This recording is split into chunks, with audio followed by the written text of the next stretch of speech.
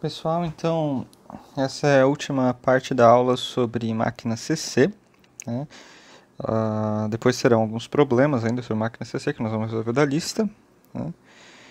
E essa aula deve ser bem curta, tá? Só para retratar essa parte final da máquina CC. Então na última aula a gente viu os tipos de ligação da máquina CC, vimos também a questão, as ligações na série, paralelo, independente, composta, curta, composta longa e ímãs permanentes.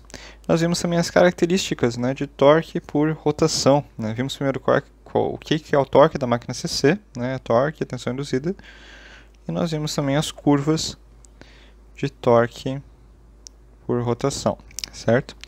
Bem, então na aula de hoje nós vamos ver o acionamento da máquina CC, tá? E todas essas observações são válidas para a máquina independente. Elas até valem, de certa forma, para as outras máquinas, tá? Mas elas são plenamente válidas para a máquina CC independente, beleza? E assim, aqui a gente vai ver o acionamento da máquina considerando o acionamento da máquina fechada, ou seja, tem uma fonte controlada que aciona a máquina CC, né? Basicamente, essa é a ideia desse tipo de acionamento, certo? Então, a primeira característica importante é, isso é a máquina CC e todas as outras máquinas elétricas, tá, pessoal? Quando elas são acionadas em malha fechada, né, para uma fonte controlada, não uma fonte de malha aberta, digamos assim, elas têm essa característica de torque por rotação, tá? Não é mais aquelas características daquela reta ou daquela, enfim, daquelas curvas assim, certo? No caso, a gente tem uma curva que é separada em duas regiões, tá?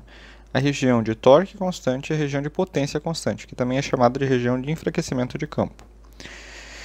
Para todas as máquinas elétricas, existem essas duas regiões quando a gente aciona por máquina por malha fechada. Existe ainda uma terceira região que é de sobreaquecimento, sobreenfraquecimento, que daí a potência cai de novo, tá? Mas não é usual trabalhar nessa região.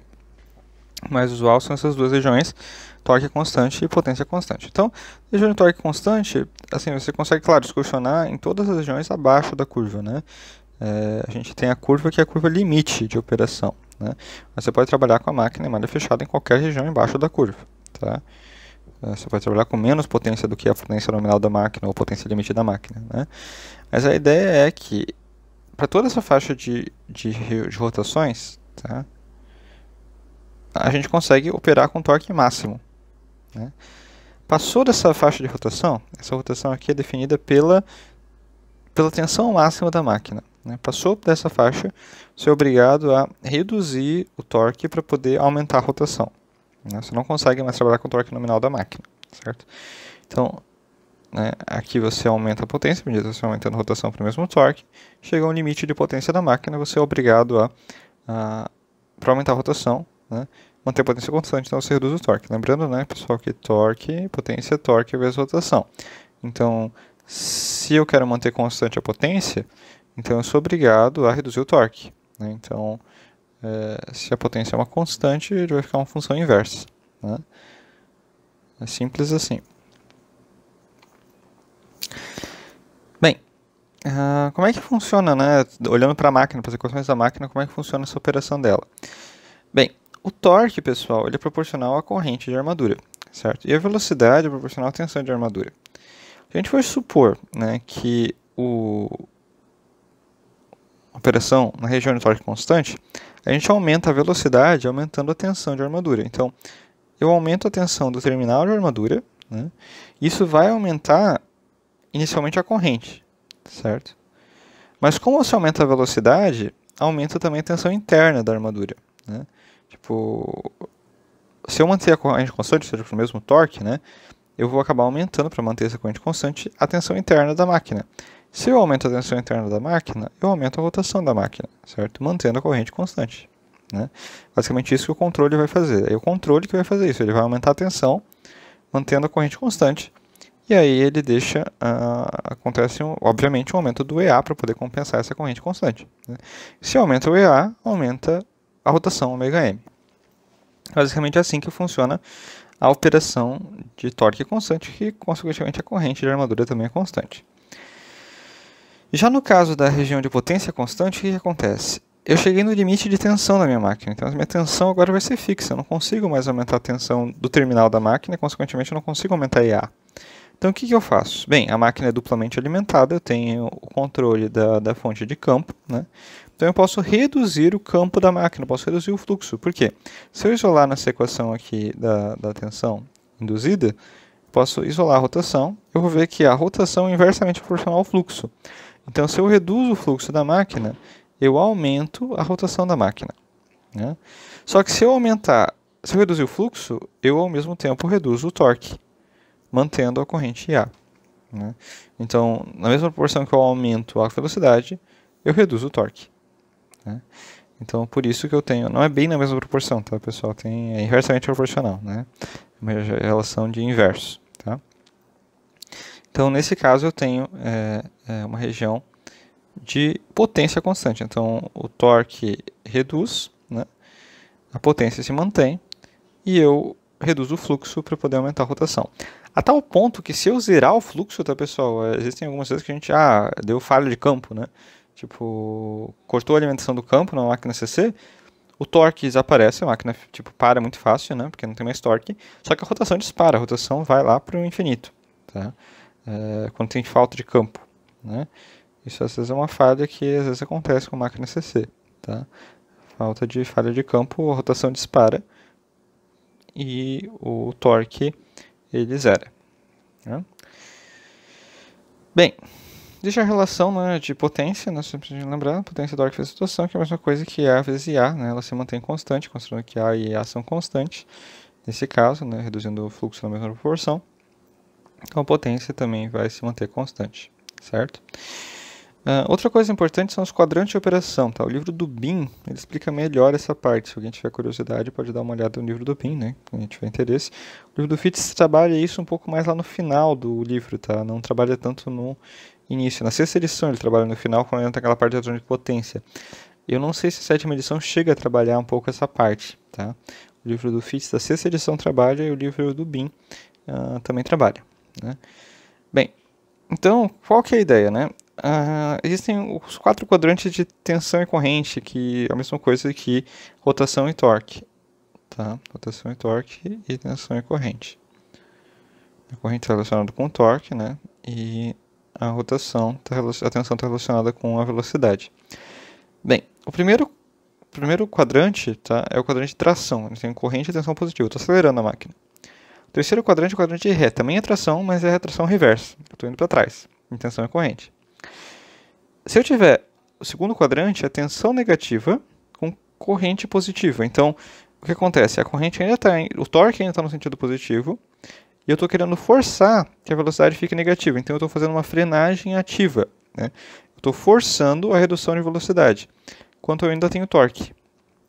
Motor. Eu tenho torque e motor e quero forçar a redução de velocidade. Então, isso é uma frenagem ativa. Eu quero frear mais rápido, né? E existe o quarto quadrante, em que eu tenho tensão positiva e corrente negativa. Nesse caso, o que acontece? Eu estou pegando energia, né? A corrente está vindo do meu motor para a minha fonte, né? Então, isso daqui é uma frenagem regenerativa, né? Se eu tiver uma bateria, por exemplo, nessa situação, a bateria pode ser recarregada pelo meu motor, né? Eu consigo recarregar, porque aqui eu continuo aplicando tensão positiva no motor, só que o meu motor passa a ser uma fonte geradora, né? E a minha bateria passa a ser a carga, né? Então, essa condição aqui, eu trabalho com frenagem regenerativa, eu devolvo energia para a minha fonte. Essa situação, tipo, ela é muito útil, né? Muito interessante para o carro elétrico, né? Como eu falei, todas as máquinas, não só a CC, tem essa característica desses quadrantes de operação, dessas curvas de acionamento em malha fechada. Então, nessa região, por exemplo, se eu tenho uma descida, por exemplo, né, o que vai acontecer? Na descida, a tendência é que haja uma frenagem natural, né?